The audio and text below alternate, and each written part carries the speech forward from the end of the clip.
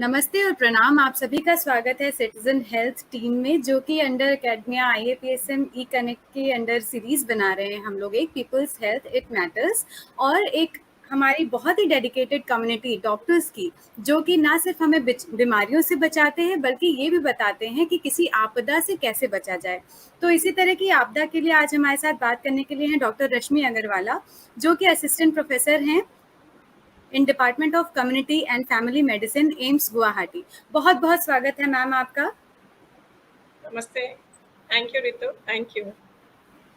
और आपदा, एक ऐसी आपदा के बारे में आज हम बात करेंगे जिसके बारे में लोग जो सुनते तो हैं, बात तो करते हैं, लेकिन अगर खुदा ना खास्ता ऐसी आपदा से हमारा सामना होता है तो हम समझ नहीं पाते कि हम क्या करें और इस स्थिति को कैसे सामना करें।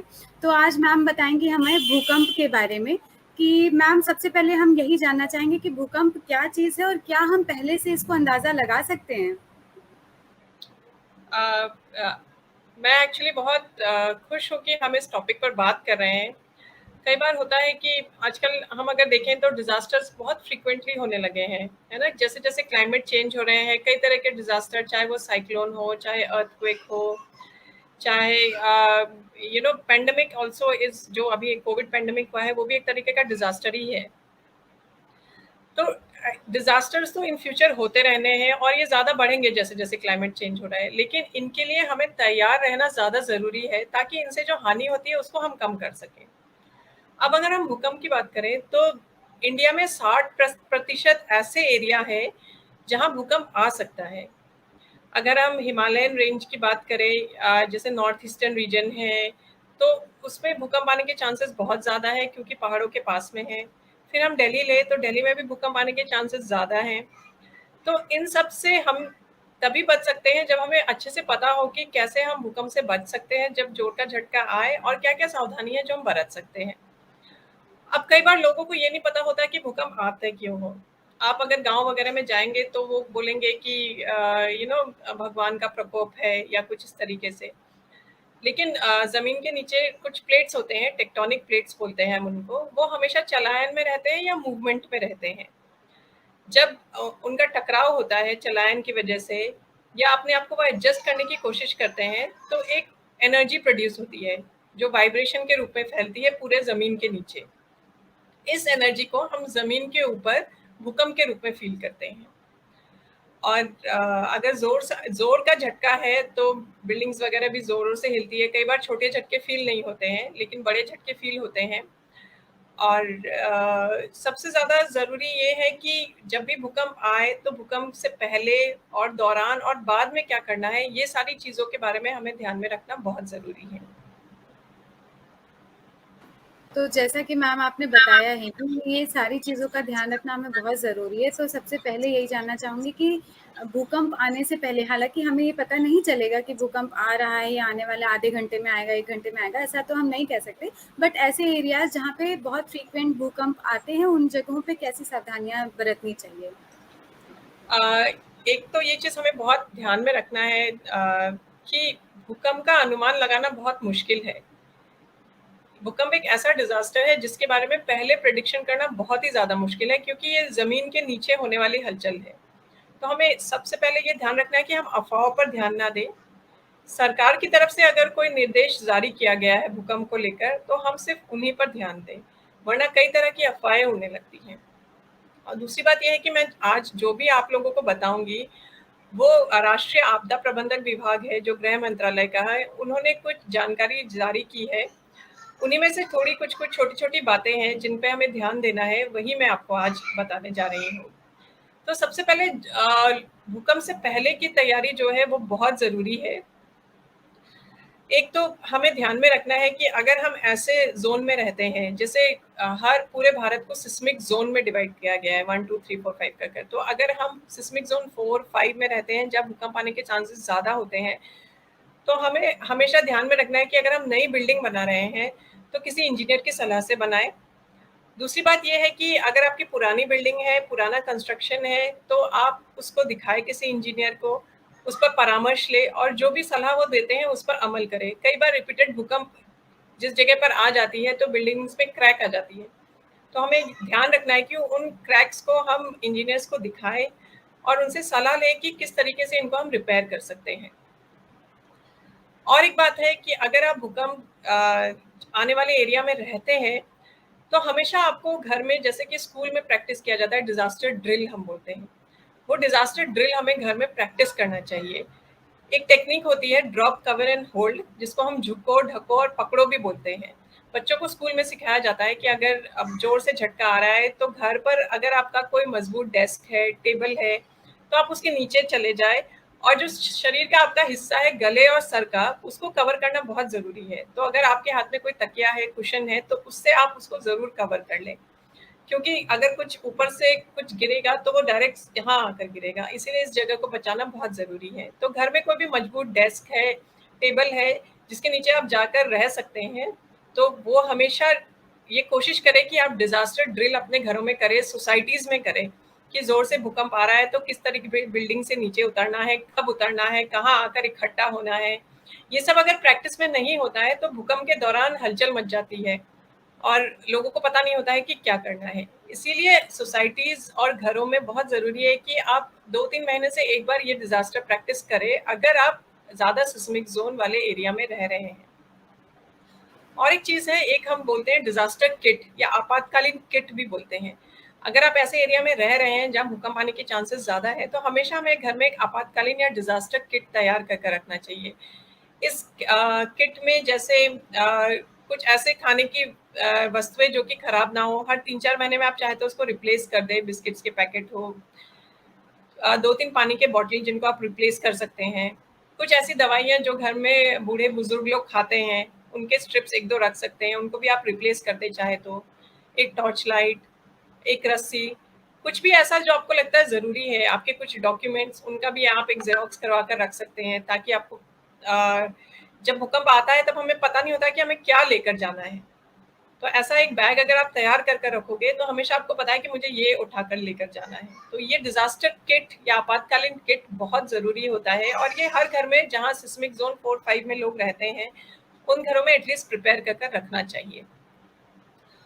और एक बात है कि अगर आप ऐसे एरिया में रह रहे हैं जहाँ भूकंप आने के चांसेस ज़्यादा हैं, तो हमेशा अपने घर वालों से डिस्कस कर कर रखें कि अगर जोर से झटका आएगा तो कई लोग हो सकते हैं, बच्चे स्कूल में होंगे, घर वाले ऑफिस में होंगे, तो आप किस जगह पर आकर मिलेंगे, यहाँ कहाँ पर आप मैसेज छोड़ेंगे, वो चीज़ घर में डिस्कस कर कर रखना बहुत ज़रूरी होता है। बच्चों से भी करें और बुजुर्ग से भी करें।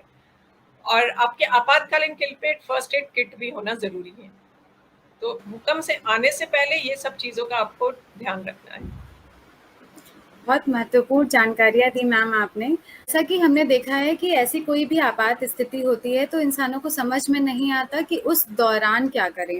या तो भाग-दौड़ मच जाती है या इंसान परेशान होके एक-दूसरे को तुरंत फ़ोन करना शुरू कर देते हैं या बहुत ज़्यादा परेशान, इवन देखा गया है कि पैनिक अटैक्स भी लोगों को आ जाता है।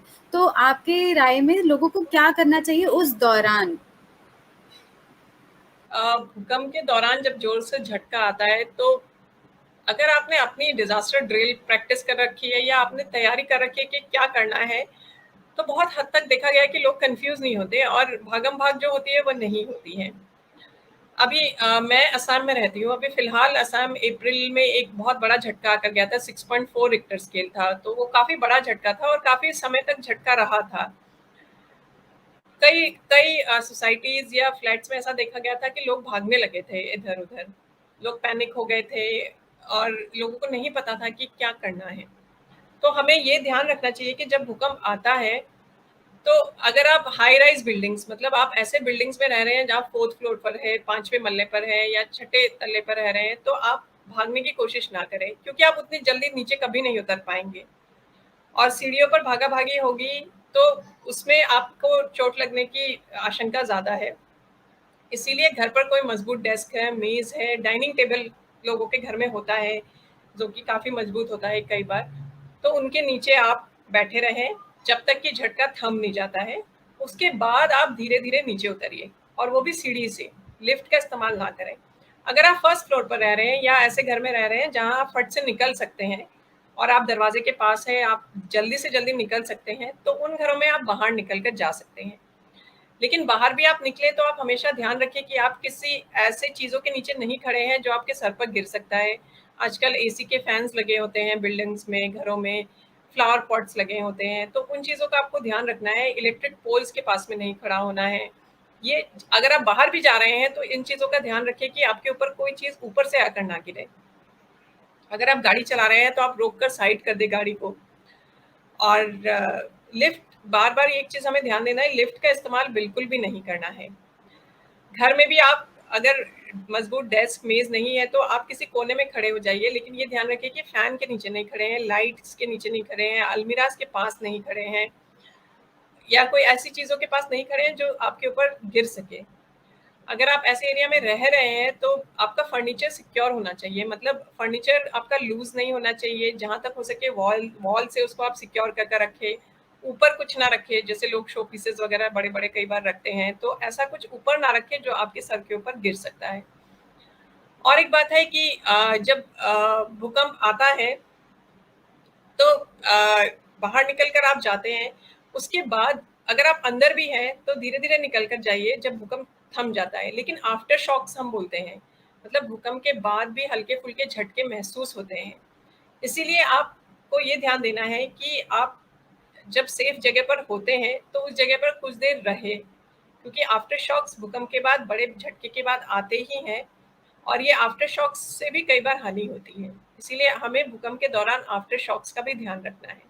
तो ये जो तकनीक मैंने बताई है, ड्रॉप, कवर एंड होल्ड, मतलब झुको, ढको और पकड़ो, इसका प्रैक्टिस हमें करना है। और भूकंप के दौरान अगर आप घर से बाहर नहीं निकल पा रहे हैं तो फिर उस तकनीक का इस्तेमाल करना है, और वो भी कोई मजबूत टेबल, डेस्क, या आपके घर में डाइनिंग टेबल है उसके नीचे आप जाकर कर सकते हैं।